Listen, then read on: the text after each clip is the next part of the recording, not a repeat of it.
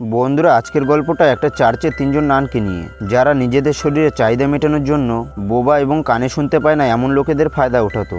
এবং তারা তিনজন মিলে ওই বোবা কালার লোকগুলোর সাথে কি করতো সেটাই দেখবো আজকের এই মুভিটাতে। গল্পের শুরুতে আমরা ফার্নান্ডো নামের একজন সিস্টারকে দেখতে পাই, যে তার সঙ্গে করে একটা গাধাকে নিয়ে চার্চের দিকে যাচ্ছিল। এবং চার্চে যাওয়ার পর তার কাছে সিস্টার জেনবেরা আসে এবং সিস্টার তাকে জিজ্ঞাসা করে, তুমি সারা রাত ধরে কোথায় ছিলে? ফার্নান্ডো বলে, এই গাধাটা কাল রাতে চার্চ থেকে পালিয়ে গিয়েছিল, তাই আমি খুঁজতে গেছিলাম। কিন্তু জেনবেরা বলে, আমি তো কাল রাতে দরজায় তালা মেরেছিলাম। ফার্নান্ডো তখন বলে, আমি তাহলে জানি না এই গাধাটা এখান থেকে কিভাবে পালিয়েছিল। তারা যখন কথা বলছিল তখন চার্চের মালি লুরকো সেখান দিয়ে যাচ্ছিল। তখন সে তাদের দুজনকে দেখে গুড মর্নিং বলে, কিন্তু সিস্টার দুটো তাকে দেখে প্রচণ্ড রেগে যায়, সেই জন্য তাকে গালাগালি করে সেখান থেকে তাড়িয়ে দেয়। এরপর তারা চার্চের ভিতরে চলে যায়। তখন আমরা সিস্টার আলেকজান্ডারকে দেখতে পাই এবং সে একটা রুমের ভিতরে একা বসেছিল, কারণ আলেকজান্ডারের এই চার্চের ভিতরে আর থাকতে ভালো লাগছিল না, কারণ সেই চার্চ থেকে বেরিয়ে বিয়ে করে ঘর সংসার করতে চাইছিল, যাতে করে সে অন্তরঙ্গ হয়ে চরম সুখ নিতে পারবে। এরপর সেখানে তার বাবা আসে আর বলে, আমি তোমার জন্য কোনো ছেলে খুঁজে পাইনি, কারণ প্রতিটা ছেলের বাড়ি থেকে প্রচুর পরিমাণে যৌতুক চাইছে। তখন আলেকজান্ডার বলে, তুমি যদি চার্চে একটু কম টাকা দাও তাহলে কিছুদিনের মধ্যেই আমার বিয়ের যৌতুকের টাকা জোগাড় করতে পারবে। কিন্তু তার বাবা বলে, আমি এমনটা করতে পারবো না। পরের দিন এই তিনজন সিস্টার কোথাও যাচ্ছিল এবং যেতে যেতে লুরকের সাথে তাদের দেখা হয়। আর লুরকে দেখা মাত্রই তারা তিনজন প্রচণ্ড রেগে যায় এবং তাকে ধরে প্রচণ্ড মারধর করে। পরের সিনে আমরা ফাদার ডেমোসাকে দেখি, যে কিছু কাপড় মার্কেটে বিক্রি করতে যাচ্ছিল এবং যাওয়ার সময় লুরকের সাথে তার দেখা হয়। তখন লুরক বলে, তিনজন সিস্টার মিলে আমাকে প্রচণ্ড মারধর করেছে, তাই আমি এখন থেকে আর এই চার্চে থাকবো না। তখন ফাদার বলে, তুমি এখান থেকে কোথাও যেও না, আমি তোমাকে কথা দিচ্ছি তোমার সঙ্গে এরকম ঘটনা আর কখনোই হবে না। কিন্তু লুরকো তার কোনো কথা শোনে না এবং সেখান থেকে চলে যায়। পরের সিনে আমরা লর্ড ব্রুনোকে দেখি, যে তার স্ত্রীর সঙ্গে বসে খাবার খাচ্ছিল। লর্ড তাকে যুদ্ধের ব্যাপারে কিছু বলছিল, কিন্তু তার স্ত্রীর নজর তাদের বাড়ির একজন কাজের লোকের উপর ছিল। আর অনেকক্ষণ ধরেই তাদের দুজনের মধ্যে ইন্টুমিন্টু চলছিল এবং ওই দিন রাতেই তারা দুজন মিলে রুমের ভিতরে ঘপাঘপ করে। আর ঘপাঘপ শেষে ফ্রান্সিকো বলে, আগের মতন লর্ড ব্রুনোর মেশিন আর গরম হয় না। এটা শুনে লেসাটো আবারও তার মেশিনের পাওয়ার দেখায়, কিন্তু তখনই সেখানে লর্ড ব্রুনো চলে আসে। তাই লেসাটো কোনোরকমভাবে সেখান থেকে পালিয়ে যায়। অন্ধকার থাকার কারণে লর্ড ব্রুনো তাকে ধরতে পারে না, কিন্তু লর্ড ব্রুনো অনেক চালাক ছিল, তাই সে জানতে চাইছিল তার স্ত্রীর সাথে কে ঘপঘপ করেছে। এই জন্য লর্ড ব্রুনো কাজের লোকগুলো রুমে চলে আসে, যেখানে লেসাটো ঘুমানোর নাটক করছিল। তাই লর্ড ব্রুনো সবার বুকে হাত দিয়ে চেক করছিল কে এইমাত্র দৌড়ে এখানে এসেছে। তখন লেসাটোর বুক অনেক জোরে জোরে কাঁপছিল, কিন্তু অন্ধকার থাকার কারণে লর্ড তাকে চিনতে পারে না। তাই সে তার মাথার এক গোছা চুল কেটে সেখান থেকে চলে যায়, যাতে করে সকাল হলে সে বুঝতে পারবে কে তার স্ত্রীর সাথে ঘপঘপ করেছিল। কিন্তু লেসাটো তখন বাঁচার জন্য একটা বুদ্ধি বার করে, তাই সে সেখানে থাকা সমস্ত কাজের লোকেদের চুল কেটে দেয়।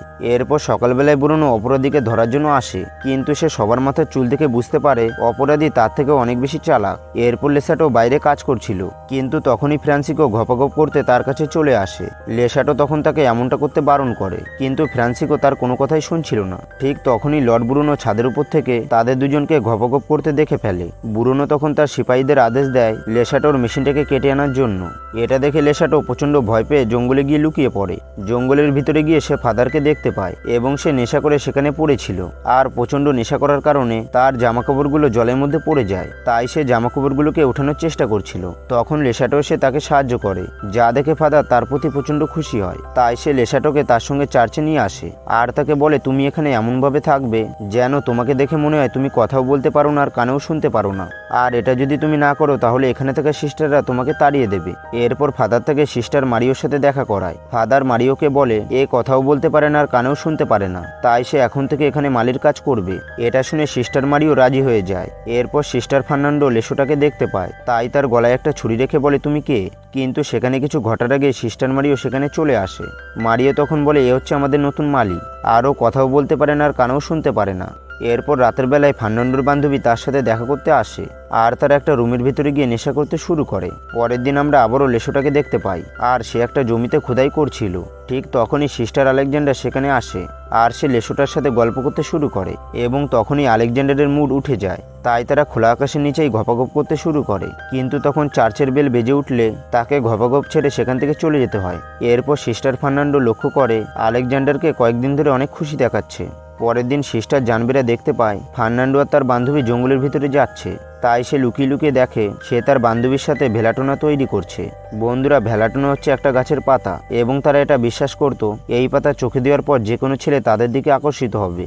এরপর ওই গাছের পাতা তারা দুজন তাদের চোখে লাগিয়ে নেয়। যাই হোক, এরপর তারা দুজন লেসোটার কাছে আসে এবং সেখানে এসে তারা লেসোটার সাথে গপাগপ করতে শুরু করে। এরপর তারা সেখান থেকে যখন বেরোচ্ছিল তখন সিস্টার জানবেরা তাদের দুজনকে হাতে নাতে ধরে ফেলে।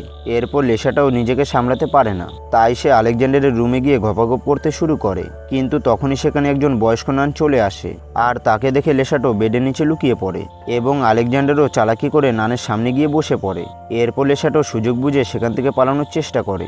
অন্যদিকে আলেকজান্ডার বুঝতে পেরে গিয়েছিল লেসাটো কোনো বোবা কালা না। এই জন্য আলেকজান্ডার লেসাটোর কাছে গিয়ে জিজ্ঞাসা করে, তুমি এই ব্যাপারে আমাকে আগে কেন বলনি?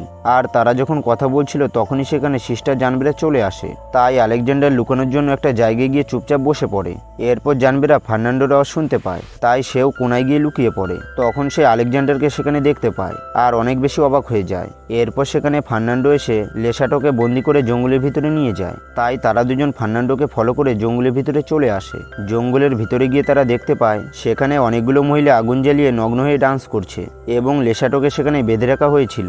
তাই তারা দুজন বুঝতে পারে লেসাটোকে বলির পাঠা বানানো হবে। তাই জানবেরা তাদের কাছে আসে আর তাদেরকে এমনটা করতে বারণ করে। তখন লেসাটাও তাদের সবাইকে একটা সত্যি কথা বলে। সে বলে, আমি কোনো বোবাকালা না। এরপর জানবেরা চার্চে গিয়ে চিৎকার করে সবাইকে বলে ফার্নান্ডো একজন ডাইনি, যেটা শুনে সেখানে থাকা সবাই অবাক হয়ে যায়। তখনই সবাই ফাদারকে মারিওর রুম থেকে বার হতে দেখে। এটা দেখে সেখানে থাকা সবাই বুঝতে পারে তাদের দুজনের মধ্যে কিছু একটা চলছে। সেই জন্য পরের দিন বিচারক দোষীদেরকে সাজা শোনায় এবং সে ফাদারকে অন্য একটা চার্চে শিফট করে দেয়, যেই চার্চে শুধুমাত্র পুরুষরা থাকে। আর লেসাটোকে লর্ড ব্রুনোর কাছে পাঠিয়ে দেওয়া হয়। তখন লর্ড ব্রুনো লেসাটোকে একটা জেলের মধ্যে বন্দি করে দেয়। অন্যদিকে বিচারক এই তিনজন সিস্টারকে ক্ষমা করে দিয়েছিল, কিন্তু এই তিনজনের মন লেসাটোকে বারবার করে চাইছিল তার সঙ্গে গপগপ করার জন্য। এরপর লর্ড ব্রুনো লেসাটোকে বলে, তোমাকে এই কাজের জন্য অনেক শাস্তি পেতে হবে, কারণ তুমি আমার স্ত্রীর সাথে গপগপ করেছো।